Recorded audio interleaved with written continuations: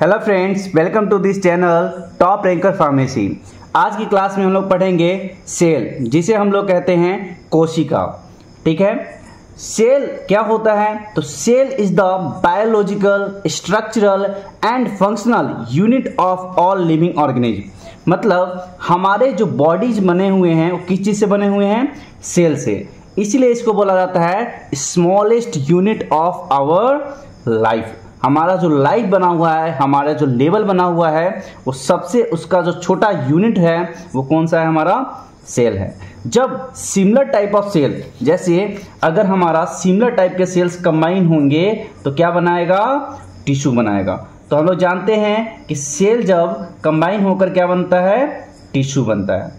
ठीक है, और टिश्यू कलेक्ट होकर एक ऑर्गन बनता है, और जब ऑर्गन कलेक्ट होते हैं तो क्या बनता है? ऑर्गन सिस्टम बनता है। क्लियर है? और यह जब पूरे प्रोसेस इंक्लूड होंगे तो यह किसका ऑर्गेनाइजेशन है? ऑर्गेनिज्म का। बात समझ में आ रहा है? तो जब यह सेल बना तो कैसे सेल से बने हैं? तो यह सिमिलर टाइप ऑफ सेल, याद रखना है यहाँ पे क्या कि सिमिलर टाइप ऑफ सेल होंगे। ठीक है, उसके बाद जब बहुत सारे similar type of cell collect हो जाते हैं तो एक नए टिश्यू का निर्माण होता है। जैसे हमारा अलग अलग पढ़ेंगे, एपिथेलियल टिश्यू, कनेक्टिव टिश्यू और मस्कुलर टिश्यू। मतलब जितने भी आपके टिश्यू आते हैं वो सारे इसमें आता है। ठीक है, अब नेक्स्ट हम बात करेंगे ऑर्गन। ऑर्गन जैसे मान लो कि हमारा एक हो गया हार्ट। हार्ट एक ऑर्गन है। बात समझ में आ रहा है? और यह हार्ट क्या करता है? एक सिस्टम बनाता है। जैसे हार्ट में कौन सा सिस्टम आएगा? सर्कुलेटरी सिस्टम आएगा। बात समझ में आ रहा है? तो यह हार्ट क्या कर रहा है? एक ऑर्गन है, और ऑर्गन एक नया सिस्टम का फॉर्मेशन कर रहा है। और जब ये सारे फॉर्मेशन होते हैं, जब ये सारे लेवल एक साथ हो जाते हैं तो क्या कहते हैं? ये सारा एक ऑर्गेनिज्म का फॉर्मेशन है। ठीक है, ये हमारा होता है लेवल ऑफ स्ट्रक्चरल ऑर्गेनाइजेशन। ठीक है, तो इसलिए इसको बायोलॉजिकल क्यों बोला गया? क्योंकि हमारे बायो मतलब क्या होता है? लाइफ। हमारे लाइफ के बारे में जब स्टडी करते हैं इसलिए इसको बायोलॉजिकल बोला गया। सेकेंड है हमारा क्या? स्ट्रक्चरल। स्ट्रक्चरल का मतलब समझ में आ रहा है कि हमारा जो बॉडी बना हुआ है वो सबसे उसका स्मॉलेस्ट यूनिट क्यों है? क्या है? हमारा सेल है। इसीलिए सेल को बोला गया smallest fundamental unit of life. मतलब जो हमारा बॉडी बना है उसकी जब सबसे छोटी इकाई जो है वो हमारा क्या है? सेल है। ठीक है, तो बायोलॉजिकल समझ में आया। बायो मतलब क्या? आप क्या करो, इसको तोड़ तोड़ के पढ़ो। जैसे बायो मतलब क्या होता है? लाइफ होता है, और लॉजी मतलब क्या होता है? स्टडी।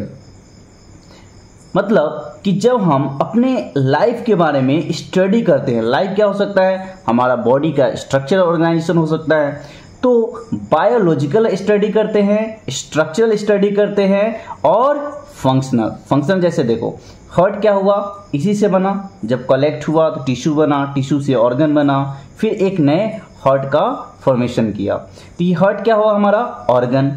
और ऑर्गन क्या कर रहा है? एक पार्टिकुलर फंक्शन कर रहा है हमारे बॉडी में। कौन सा? Circulatory system. अब ये सर्कुलेशन क्या करेगा कि हमारे बॉडी में जितने भी यूजफुल न्यूट्रिएंट्स होंगे वो ब्लड के थ्रू क्या करते हैं? पूरे बॉडी पार्ट्स में सर्कुलेट करते हैं। मतलब जो ऑक्सीजनेटेड ब्लड्स होते हैं हमारे पूरे बॉडी पार्ट्स में भेजते हैं, और जो हमारे डीऑक्सीजनेटेड ब्लड्स होते हैं वो क्या करते हैं? उसको फेकल आउट करते हैं। ठीक है, इसलिए इसको बोला गया cell is the biological, structural and functional unit of all living organism. बात समझ में आया? अब इसका बात करते हैं कि इनके जो साइंटिस्ट थे जिन्होंने डिस्कवर्ड किया था वो तो सबसे पहले रॉबर्ट हुक। कि रॉबर्ट हुक कौन है? इन्होंने क्या किया था? डेड सेल का फॉर्मेशन किया था। मतलब डेड सेल से उन्होंने पता किया था। इन्होंने क्या किया कि एक हनीकॉम्ब लाइक स्ट्रक्चर लिया गया था। जैसे इस टाइप का दिख रहा था। हनीकॉम्ब कैसा होता है? इस टाइप का। हेक्सागोन आप रिंग देखे होंगे, जैसे बेंजीन जो होता है हमारा, तो ये हेक्सागोन की तरह था। जैसे आपने मधुमक्खी का जो छाता देखा होगा हनीकॉम्ब, वो उसमें जो था वो क्या था? हेक्सा मतलब हनी लाइक स्ट्रक्चर था। ठीक है, और यह कौन सा सेल था? Cork cell. और कॉर्क जो होता है ना, ये क्या होता है कि जो प्लांट का छाल होता है ना, आप तो जानते हो जो प्लांट का छाल होता है, आउटर कवरिंग जो होता है वो क्या होता है? कॉर्क होता है। और यह कैसा होता है? डेड होता है। इसीलिए इसको क्या बोला गया, डेड सेल। तो रॉबर्ट हुक ने क्या किया गया था कि रॉबर्ट हुक ने बताया कि कि वो जो सेल है वो कैसे होते हैं, डेड सेल होते हैं।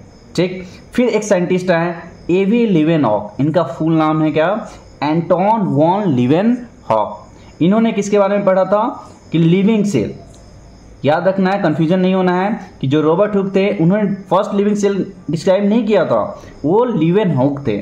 ठीक है, तो रॉबर्ट हुक ने डेड सेल का डिस्कवर किया था और जो एवी लीवेनहॉक थे उन्होंने लिविंग सेल का डिस्कवर किया था। बात समझ में आ रही है। सेकंड है कि अगर हम बात कर रहे हैं सेल की तो साइटोलॉजी का मतलब क्या होता है, तो फिर इसमें तोड़ना है, हर एक वर्ड को तोड़ कर पढ़ो, ज़्यादा कॉन्सेप्ट क्लियर होगा। जैसे साइटो का मतलब होता है क्या, सेल, और लॉजी का मतलब क्या होता है, स्टडी। बात समझ में आ रहा है, सॉरी फॉर डिस्टर्बिंग। जैसे यहाँ साइटो मतलब क्या होता है, सेल, और लॉजी मतलब क्या होता है, स्टडी। तो इसी वर्ड से क्या आया हमारा, साइटोलॉजी। मतलब जब हम सेल के बारे में स्टडी करते हैं उसको हम लोग क्या कहते हैं, साइटोलॉजी कहते हैं। ठीक है, बात समझ में आया। जैसे देख लो यहाँ पे, study about cellular structure and function. अगर हम कोई स्ट्रक्चर पढ़ रहे हैं तो उसका कोई ना कोई पार्टिकुलर फंक्शन होगा। ठीक, तो जब हम सेल के स्ट्रक्चर और फंक्शन के बारे में स्टडी करते हैं उन्हें हम लोग कहते हैं साइटोलॉजी कहते हैं। ठीक है, अब इसके कुछ कंपोनेंट्स होते हैं, कुछ स्ट्रक्चर्स होते हैं, उनके बारे में हम लोग पढ़ेंगे। अब जैसे यहाँ दिया हुआ है सेल स्ट्रक्चर। अब सेल स्ट्रक्चर क्या है कि हमारे जो सेल है वो किस किस ऑर्गेनल से बना है। जैसे हम सबसे पहले बात करेंगे कि जो हमारा सेल है, जैसे एक स्ट्रक्चर हम ले लिए, ठीक है। अब इसका जो आउटर कवरिंग होता है इसको हम लोग कहते हैं प्लाज्मा मेम्ब्रेन कहते हैं। क्या कहते हैं, प्लाज्मा मेम्ब्रेन, और इसी को सेल मेम्ब्रेन भी कहते हैं। बात समझ में आ रहा है। अभी होता क्या है, एक एक करके इसको पढ़ेंगे। ठीक है, सेकंड क्या होता है कि सबसे बीच में जो होता है वो क्या होता है, हमारा न्यूक्लियस। क्या होता है, न्यूक्लियस। ठीक है, तो जैसे प्लाज्मा मेम्ब्रेन क्या कर रहा है, इसको हम लोग कहते हैं सेलेक्टिवली परमिएबल मेम्ब्रेन। क्या कहते हैं, सेलेक्टिवली परमिएबल मेम्ब्रेन। अब इसको ऐसा क्यों बोला गया, इस वर्ड से आप समझिए, सेलेक्टिवली, सॉरी, अब देखिए सेलेक्टिवली परमिएबल क्यों बोला गया, क्योंकि यह कुछ सेलेक्टिव मटेरियल्स को ही क्या करते हैं, एंट्री होने देते हैं। अब सेलेक्टिव मटेरियल्स कौन से हो सकते हैं, तो हमारे ऑक्सीजन हो सकते हैं, हमारे कार्बन डाइऑक्साइड हो सकते हैं। यह डिफ्यूजन के प्रोसेस के थ्रू, डिफ्यूजन आप समझते हैं, ये डिफ्यूजन के थ्रू क्या करते हैं, यहाँ एंटर करते हैं। ठीक है, तो यह क्या कर रहा है, कुछ सेलेक्टिव मटेरियल्स को ही अंदर आने देता है। जैसे हमारे जो लिपिड्स होते हैं, प्रोटीन्स होते हैं, इस सब को क्या करता है, हमारा एंटर्ड नहीं होने देता है। ठीक है, इसीलिए इसको बोला गया सेलेक्टिवली परमिएबल मेम्ब्रेन बोला गया। ठीक है, अब आया हमारा न्यूक्लियस, सबसे सेंटर में है। एक बात बताओ कि अगर हमारा बॉडी बना हुआ है, तो हम लोग अभी पढ़े थे कि जो हमारा सेल है वो क्या है, पूरा बॉडी ऑर्गेनाइजेशंस का सबसे स्मॉलेस्ट यूनिट है। वैसे ही ये न्यूक्लियस क्या करता है, इस पूरे सेल को कंट्रोल करता है। इसलिए इसको बोला गया ब्रेन ऑफ द सेल। क्या बोला गया, ब्रेन ऑफ द सेल। बात समझ में आया, ब्रेन ऑफ द सेल क्यों बोला गया, क्योंकि इस पूरे एक्टिविटी को किसके अंदर कंट्रोल हो रहा है, न्यूक्लियस के अंदर। दूसरी बात कि इसमें क्या होता है, हमारा डीएनए होता है। क्या होता है, डीएनए। आप लोग जानते हैं डीएनए का फुल फॉर्म क्या होता है, डीऑक्सी राइबो न्यूक्लिक एसिड। बात समझ में आया, ये फुल फॉर्म याद रखना, कभी कभी एग्जाम में पूछ लिया जाता है। ठीक है, क्यों ऐसा बोला गया, क्योंकि इस पे 2 आरएनए होता है। ये स्ट्रक्चर है हमारा, एक आरएनए और एक आरएनए, ये स्ट्रक्चर बन गया किसका, डीएनए का। और हम लोग जानते हैं डीएनए क्या है, एक जेनेटिक मटेरियल है। क्या है, जेनेटिक मटेरियल है। जैसे आप लोग सुने होंगे कि कभी भी क्या करता है कि डीएनए चेक कराओ। डीएनए क्यों, क्योंकि वो मदर और पेरेंट्स, जो हमारे पेरेंट्स होते हैं, उनके जो जीन होता है, हमारे जो बेबी होते हैं उनमें ट्रांसफ़र होता है। ठीक है, मतलब माता पिता का जो कैरेक्टर होता है वो क्या होता है, हमारे बच्चों में क्या होता है, ट्रांसफ़र होता है। ठीक है, इसको हम लोग क्या कर रहे हैं, जीनेटिक मटेरियल कैरी हो रहा है किसके फॉर्म में, डीएनए के फॉर्म में। बात समझ में आ रहा है? इसलिए न्यूक्लियस क्या कर रहा है, इट कंटेन्स जेनेटिक इंफॉर्मेशन, या इसको बोल सकते हैं कंट्रोल ऑफ द सेल। बात समझ में आया? ये न्यूक्लियस का पार्ट है। अब एक एक करके पढ़ेंगे। जैसे हमारा आ गया माइटोकॉन्ड्रिया, ठीक है। हम लोग जानते हैं माइटोकॉन्ड्रिया क्या होता है। माइटोकॉन्ड्रिया हमारा powerhouse of the cell होता है, ठीक है। तो एक एक करके पढ़ेंगे।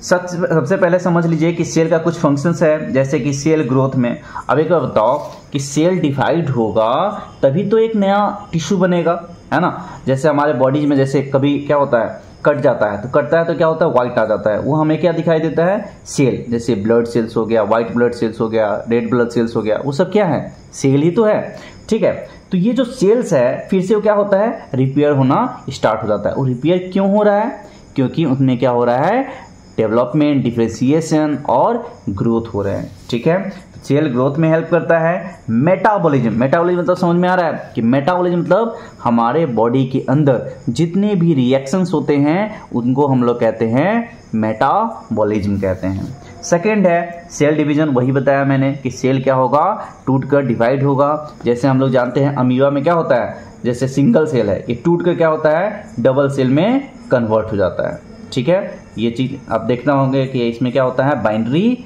फ्यूजन होता है, ठीक है। तो इनमें क्या हो रहा है, न्यूक्लियस का डिवीजन हो रहा है, सेल का डिवीजन हो रहा है।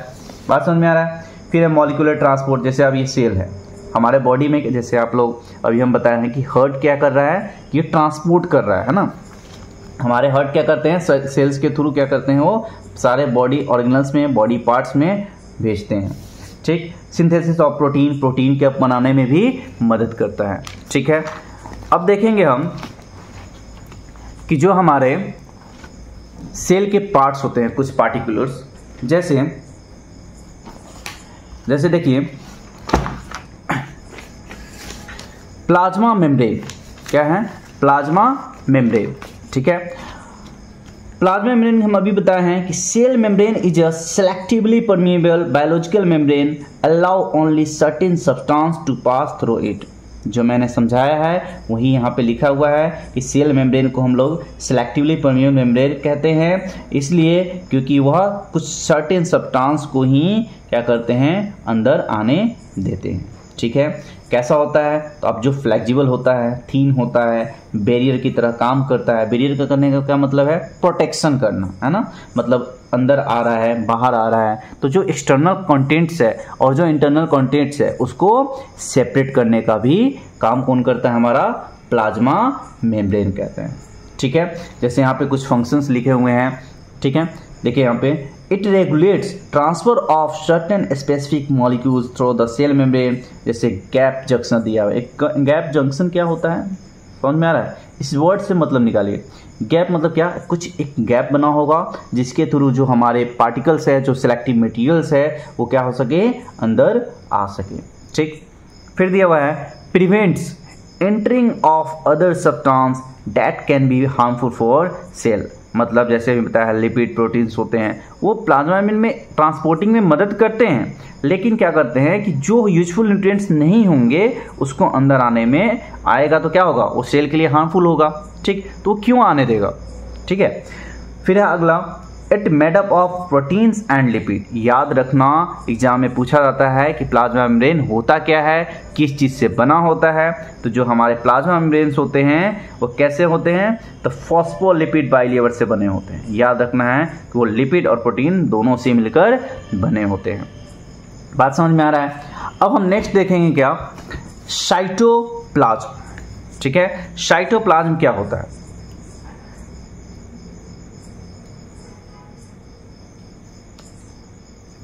अब देखिए, it is gel like substance present in the whole cell from nucleus to the plasma membrane. देखिए यहाँ पे ये न्यूक्लियस रहा और ये क्या है, हमारा सेल मेम्ब्रेन, ठीक है। अब इसके बीच में जितने भी फ्लूइड कंटेंट्स है, जैसे इस जितने भी फ्लूइड कंटेंट्स है, ये सब क्या है, हमारे साइटोप्लाज्म है। क्या है, साइटोप्लाज्म। साइटोप्लाज्म को बोला जाता है main arena of cellular activity. ऐसा क्यों बोला गया, देखो जो हमारे सेल के अंदर एक्टिविटी होता है, ये तो कंट्रोल कर ही रहा है, लेकिन किसके अंडर में हो रहा है? साइटोप्लाज्म के अंदर में। मतलब जितने भी ऑर्गेनल्स हमारे सेल में प्रेजेंट है वो किस में फ्लोट कर रहे हैं? हमारे साइटोप्लाज्म में। और यह कैसा होता है? फ्लूइड कंटेंट होता है। तो देखिए यहाँ पे क्या लिखा हुआ है, तो ये जेली लाइक सब्सटेंस होता है जो हमारे न्यूक्लियस से प्लाज्मा मेम्ब्रेन तक पूरे जो पार्ट्स होते हैं वो साइटोप्लाज्म उसमें प्रेजेंट होता है। It provide the site for sale growth and expansion. Expansion समझ रहे हो? एक्सपेंशन मतलब कि एक्सपेंड करना, जिससे वो सेल क्या कर सके? ग्रोथ कर सके। ठीक, इसमें कुछ साइटोसेल होते हैं। साइटोसेल का मतलब समझिए, साइटो मतलब सेल, सोल मतलब क्या? सोल्यूशन। सेल का सोल्यूशन मतलब कि वाटरी कंटेंट है ना। The fluid portion of cytoplasm in which other cell organelles are suspended that is called cytosol। ठीक है, जिसमें सबसे ज्यादा हमारा क्या होता है? वाटर होता है। तो कितना होता है? 75 to 90%। ओवरऑल सेल मेम्ब्रेन में साइटोप्लाज्म के अंदर क्या होता है? हमारा साइटोसोल 90% होता है। क्यों? क्योंकि उसमें क्या है? हमारा वाटर है। कुछ एमिनो एसिड भी होते हैं, ये जो है हमारा एमिनो एसिड्स हैं, कुछ आयंस है, कुछ प्रोटीन्स, लिपिड्स, ये सब प्रेजेंट होते हैं। ठीक, अब हम पढ़ेंगे माइटोकॉन्ड्रिया। क्या पढ़ेंगे? माइटोकॉन्ड्रिया। माइटोकॉन्ड्रिया क्या होता है? हमारा powerhouse of the cell. Powerhouse क्यों बोला गया? क्योंकि यह क्या करता है? हमारे एनर्जी को स्टोर करता है। किसके फॉर्म में? एटीपी के फॉर्म में। तो आप क्या करोगे? जैसे एक रफ कॉपी लोगे, है ना। अब रफ कॉपी में क्या करोगे? एक डायग्राम बनाओगे, एक सिंगल पेज लेना है। जैसे मैंने एक शीट लिया है, अब इस शीट को लेना है, एक डायग्राम बनाना है और हर ऑर्गेनल्स का स्ट्रक्चर बनाकर और क्या करना है? हमें उसको लेबल करना है और उसका उसी टाइम हर एक फंक्शन को रिकॉल करना है, जिससे आपको पार्टिकुलर हर एक फंक्शन याद जल्दी होगा। ठीक है, जैसे माइटोकॉन्ड्रिया। माइटोकॉन्ड्रिया क्या कर रहा है? इसको हम लोग कहते हैं powerhouse of the cell. ठीक, यह एनर्जी स्टोर करता है किसके फॉर्म में? एटीपी के फॉर्म में। और पता है आपको एटीपी का फुल फॉर्म क्या होता है? एडिनोसाइन। क्या? Adenosine triphosphate. बात समझ में आया?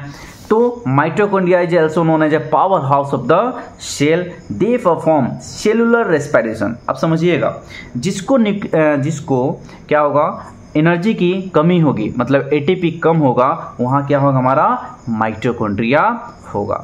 मतलब वहाँ पे माइटोकॉन्ड्रिया की जरूरत होगी। ठीक, दे perform cellular respiration and during this process energy is release. अब सेलुलर रेस्पिरेशन मतलब समझ में आ रहा है? जैसे हम लोग रेस्पिरेशन का मतलब ही होता है क्या? एनर्जी का रिलीज होना, है ना। आपने पढ़ा होगा कि ब्रेकडाउन ऑफ फूड, बट वहाँ पे फूड जब टूट रहा है तो कुछ एंजाइम निकल रहा है, कुछ वहाँ पे एनर्जी रिलीज हो रहा है। ठीक, तो वही cellular respiration during this process energy is release which is use to form ATP. और यही मैंने अभी फुल फॉर्म बताया, ये क्या होता है? Adenosine triphosphate. ठीक है, ये हमारा फुल फॉर्म होता है किसका?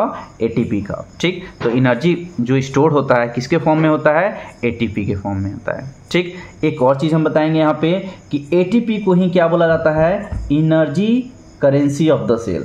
Energy currency of the cell. बात समझ में आया? तो ये 2 पॉइंट याद रखना है कि माइटोकॉन्ड्रिया को powerhouse of the cell बोला गया। यह सेलुलर रेस्पिरेशन करके एनर्जी को रिलीज करता है। यह हमारे एरोबिक रेस्पिरेशन में हेल्पफुल होता है, उसमें एटीपी का स्टोर करता है। ठीक, और उसको हम लोग कहते हैं energy currency of the cell कहते हैं। ठीक, इसमें कुछ आउटर मेम्ब्रेन है, ठीक है, इनर मेम्ब्रेन है। ये हमारा है क्रिस्टा। क्या है? क्रिस्टा। याद रखना है क्या है? क्रिस्टा। क्रिस्टा क्या करता है? सरफेस एरिया को इंक्रीज करता है। इसमें कुछ एंजाइम होता है, जैसे कहते हैं एटीपी सिंथेज। कौन सा एंजाइम? एटीपी सिंथेज एंजाइम हमारा प्रेजेंट होता है। ठीक है, और इसका सबसे इंपॉर्टेंट फंक्शन क्या है हमारा? देखिए यहाँ पे, perform detoxification in liver cell. Mitochondria in liver cell have enzyme that allow, यही एंजाइम मैंने अभी डिस्कस किया है, एटीपी सिंथेसिस, है ना। आपसे कभी एग्जाम में आ सकता है कि माइटोकॉन्ड्रिया का फंक्शन लिखिए, तो आप ये 2-4 पॉइंट आप लिख सकते हो कि it helpful in cellular respiration, which release in energy, which store energy in the form of ATP, ATP is also called energy currency of the cell. ये सारे पॉइंट्स आप इंक्लूड कर सकते हो अपने एग्जाम में। ठीक, तो ये क्या करता है, लीवर को साफ करने में मदद करता है। ठीक, कुछ उसके पास एंजाइम होता है, वो एंजाइम हमारा होता है एटीपी सिंथेसेज एंजाइम होता है, जो क्या करता है, हमारे अमोनिया को डिटॉक्सिफाई करता है ना। अमोनिया जो होता है हमारा मोस्ट टॉक्सिक प्रेजेंट होता है। आप लोग पढ़े होंगे कि जो हमारे एसिडिक सिस्टम होते हैं उसमें सबसे ज़्यादा टॉक्सिक जो सब्सटेंस होता है वो हमारा होता है अमोनिया होता है। ठीक, तो ये first product of protein metabolism. Mitochondria के बारे में आपको समझ में आ गया होगा। अब हम चलते हैं नेक्स्ट जो हमारा पॉइंट है वह है इंडोप्लाज्मिक रेटिकुलम। ये सबसे इंपॉर्टेंट पार्ट है, एग्जाम में हमेशा पूछा जाता है। जैसे इंडोप्लाज्मिक रेटिकुलम, जैसे मैंने यहाँ बात किया, ये सेल के पास ही है ऐसे, ठीक है, ये ऑर्गेनल्स है, ठीक है, ये देखिए। अब ये हमारा सिंपल अगर होगा तो हम क्या कहेंगे, इंडोप्लाज्मिक रेटिकुलम जो होता है वो दो टाइप्स का होता है। पहला होता है RER का मतलब क्या होता है, रफ इंडोप्लाज्मिक रेटिकुलम। दूसरा होता है हमारा SER मतलब क्या हुआ, स्मूथ इंडोप्लाज्मिक रेटिकुलम। मतलब ये क्या कर रहा है, हमारा प्रोटीन सिंथेसिस करने में मदद कर रहा है। इनके दो टाइप्स हैं, कौन कौन से, रफ। अब एक बार बताओ, इस पे ये पूरा है रफ है, ठीक है, रफ है। अब इस पे अगर राइबोसोम आ गया तो इसको हम क्या कहेंगे, रफ इंडोप्लाज्मिक रेटिकुलम। बात समझ में आया। अब यहीं अगर हम दूसरा स्ट्रक्चर बनाएं, ठीक है, इस पे कुछ रफ है, कुछ है, राइबोसोम प्रेजेंट है, नहीं है, तो इसको हम लोग क्या कहेंगे, स्मूथ इंडोप्लाज्मिक रेटिकुलम। मतलब क्या है कि जो हमारा रफ है इसमें राइबोसोम प्रेजेंट है, ठीक है, और इसमें राइबोसोम क्या है, एब्सेंट है। बात समझ में है। और आप लोग जानते हैं राइबोसोम को क्या बोला जाता है, प्रोटीन फैक्ट्री बोला जाता है। क्या बोला जाता है, प्रोटीन फैक्ट्री बोला जाता है। अब प्रोटीन फैक्ट्री क्यों, क्योंकि यह प्रोटीन का सिंथेसिस करता है। प्रोटीन जो मैन्युफैक्चर होता है कहाँ होता है, राइबोसोम में होता है, ठीक है। ये जो राइबोसोम होता है वो प्रोटीन फैक्ट्री होता है, प्रोटीन का मैन्युफैक्चर करने में, सिंथेसिस करने में मदद करता है। ठीक, इनमें अगर राइबोसोम नहीं है तो क्या यह प्रोटीन बनाएगा, नहीं बनाएगा, ठीक है। तो क्या बनाता है, तो स्मूथ हमारा बनाता है, कुछ लिपिड्स बनाते हैं, कुछ ड्रग्स बनाते हैं, कुछ स्टेरॉयडल हार्मोन्स होते हैं। स्टेरॉयडल हार्मोन मतलब जो सेक्स हार्मोन्स होते हैं, एंड्रोजन हो गया, टेस्टोस्टेरोन हो गया, कुछ हार्मोन्स में हमें क्या करते हैं, बनाने में मदद कौन करता है, हमारा SER करता है। तो ये दो चीज़ आपको बस ऐसे याद रखना है। देखो रफली आप याद करोगे ना तो ज़्यादा क्लियर होगा। हर एक चीज़ को कॉन्सेप्ट वे में अगर याद करोगे तो जल्दी याद होगा, ठीक है। तो देखो मैंने यही चीज़ यहाँ पे लिखा है कि RER हमारा क्या होता है, राइबोसोम प्रेजेंट होता है, SER राइबोसोम एब्सेंट होता है, ठीक है। यह फैट, ऑयल्स, कुछ लिपिड्स का भी सिंथेसिस करता है, यह सिर्फ और सिर्फ प्रोटीन का सिंथेसिस करता है, ठीक है। अब ये स्ट्रक्चर देख लीजिए, जैसे यहाँ दिया हुआ है न्यूक्लियस, इस न्यूक्लियस से अटैच रहता है तभी तो ट्रांसपोर्ट करेगा ना। ये खुला नहीं रहता है, ये अटैच रहता है जिससे वो मटेरियल क्या हो सके, ट्रांसपोर्ट हो सके। तो न्यूक्लियस, फिर रफ इंडोप्लाज्मिक रेटिकुलम और एक है स्मूथ इंडोप्लाज्मिक रेटिकुलम। अब आया हमारा क्या, राइबोसोम आया। तो राइबोसोम क्या है, तो these are tiny granules composed of RNA and proteins. मतलब इनमें RNA है जो ट्रांसलेशन करने में मदद करते हैं, आप लोग आगे पढ़ सकते हो ये।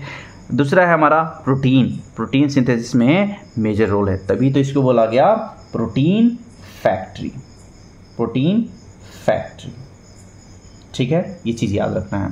तो they synthesize proteins from the amino acid using RNA की मदद से क्या करते हैं, ये प्रोटीन को बनाते हैं, इसलिए इसको क्या बोला गया, प्रोटीन फैक्ट्री बोला गया, ठीक है। जो था मैंने समझा दिया। अब आगे हम देखेंगे गोल्गी अपार्टिस, है ना। तो जो हमारे गोल्गी अपार्टिस होते हैं इनको गोल्गी बॉडीज भी बोला जाता है, ठीक। तो ये गोल्गी बॉडीज क्या करते हैं, तो जो हमने इंडोप्लाज्मिक रेटिकुलम में जो हमने राइबोसोम बनाया था, जो राइबोसोम प्रोटीन बना रहा था, जो फैट बन रहे थे, ऑयल्स बन रहे थे, वो सब का ट्रांसपोर्ट होकर कहाँ आएगा, हमारे गोल्गी अपार्टिस में आएगा। और गोल्गी अपार्टिस का काम ही क्या होता है, पैकेजिंग करने का। क्या करना, पैकेजिंग करना, ट्रांसपोर्ट करना, मैन्युफैक्चर करना। तो अब जो बना उसको क्या किया, तो ये स्टोर किया। तो ये होता क्या है पहले समझ लीजिए। तो ये फ्लैटेंड शेक होता है, ठीक है, मतलब इस टाइप का स्ट्रक्चर होता है। स्ट्रक्चर आपको याद रखना है तभी जल्दी याद होगा। जैसे ये है, ठीक है, ये क्या होता है हमारा गोल्गी अपार्टस, कुछ वैक्यूल्स है, ठीक है। तो ये हमारा क्या होता है गोल्गी बॉडीज बोल सकते हैं इसको, ठीक है। तो ये गोल्गी बॉडीज क्या करता है, तो याद रखना है पैकेजिंग करने में मदद करता है। तो it consist of 4-6 flattened 6 bag like structures होते हैं, इनके ऊपर सिस्टर्ना प्रेजेंट होता है, ये चीज़ बस याद रखना है, ठीक है। ये करता क्या है, तो देखिए यहाँ पे दिया हुआ है the protein move from ER. अब मैंने अभी यही बोला है कि जो ईआर है एंडोप्लाज्मिक रेटिकुलम है, इसमें जो प्रोटीन बना है उसको मूव कहाँ कर देगा, गोल्गी अपार्टिस में या गोल्गी बॉडीज के अंदर। अब वह क्या करेगा गोल्गी अपार्टिस, उसको स्टोर करेगा, उसको मॉडिफाई करेगा और फिर उस प्रोटीन को आगे ट्रांसपोर्ट कर देगा। और वह प्रोटीन कहाँ जाके जमा होता है, लाइसोसोम के अंदर, ठीक। तो अब हम देखेंगे ये स्ट्रक्चर है, मैंने अभी बताया है स्ट्रक्चर, ये आपको ध्यान रखना है, ठीक। अब लाइसोसोम को क्या बोला गया, सुसाइडल बैग। सुसाइडल बैग क्यों बोला गया, तो पहले ये समझ लीजिए लाइसोसोम होता क्या है। तो यह मेम्ब्रेन बाउंड स्ट्रक्चर होते हैं, इनमें कुछ एंजाइम होते हैं। एंजाइम का काम क्या होता है, तोड़ना। एंजाइम का काम ही है क्या, तोड़ना, ठीक है। तो याद रखना है कि ये एंजाइम होता है, ये करता क्या है, तो यह तोड़ने का काम करता है। When cell organelles get damage, अब मान लो कि कोई ऑर्गेनल्स है, जब उसमें बहुत ज़्यादा एंजाइम प्रेजेंट हो जाएगा तो क्या होगा, वो ब्लास्ट हो जाएगा, है ना। तो अपने ही सेल को क्या कर सकते हैं, क्या करता है वो डाइजेस्ट करता है। तो जब when cell organelles get damage, अगर कोई सेल ऑर्गेनल डैमेज होता है, टूटता है, तो उस टाइम क्या होता है, लाइसोसोम गेट ब्रस्ट। वो लाइसोसोम क्या हो सकता है, फट भी सकता है, ठीक है। अगर लाइसोसोम फट गया, अब बताओ लाइसोसोम के अंदर क्या है, कुछ लिपिड ड्रग्स भी प्रेजेंट है। अब वो वहाँ पे क्या है, प्रोटीन्स भी प्रेजेंट है। अगर वहाँ प्रोटीन्स प्रेजेंट है और वह लाइसोसोम क्या हुआ, उस टाइम फट गया, तो क्या किया, अपने ही सेल को डाइजेस्ट कर लिया, है ना। इसीलिए इसको बोला गया suicidal bag of the cell. क्यों, क्योंकि ये पूरे सेल को अपने ही अंदर डाइजेस्ट कर लेता है, ठीक। अब यहाँ दिया हुआ है it helps to clean cell by digesting foreign materials and damage cell organelles. मतलब जो फॉरेन मटेरियल्स होते हैं उनको भी साफ कर देता है, वेस्ट के फॉर्म में बाहर निकालने का काम करता है, ठीक है। अब यहाँ पे लास्ट हमारा जो है न्यूक्लियस, क्या है हमारा न्यूक्लियस, ठीक है।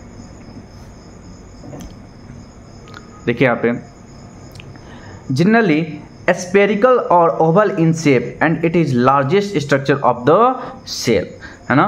तो जो हमारा न्यूक्लियस होता है, अभी मैंने डिस्कस किया था कि न्यूक्लियस हमारा ओवल शेप का होता है। ये हमारे बॉडी के अंदर लार्जेस्ट सेल माना जाता है और इसको हम ब्रेन ऑफ द सेल भी कहते हैं। तो nucleus control all the activity done by the cell, that's why it is called brain of the cell. मतलब हमारे पूरे सेल को कंट्रोल कौन करता है, हमारा न्यूक्लियस करता है, ठीक है। और यह कुछ डीएनए कंटेन करता है, डीएनए होता है, क्रोमोसोम होता है, ये चीज़ याद रखना है। क्रोमोसोम आप जानते हो कि जो क्रोमोसोम होते हैं वो होते हैं 46 होते हैं। ये दो चीज़ से बनते हैं, जैसे 22 + X और 22 + Y। ये हमारा 23 और ये हमारा 23 और टोटल हमारा क्या हो गया, 46 chromosomes are present in human body.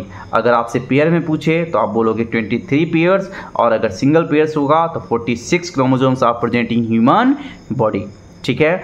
I hope आपको ये वीडियो पसंद आया है। अगर वीडियो पसंद आया तो आप लाइक करें और सब्सक्राइब करें। Thank you.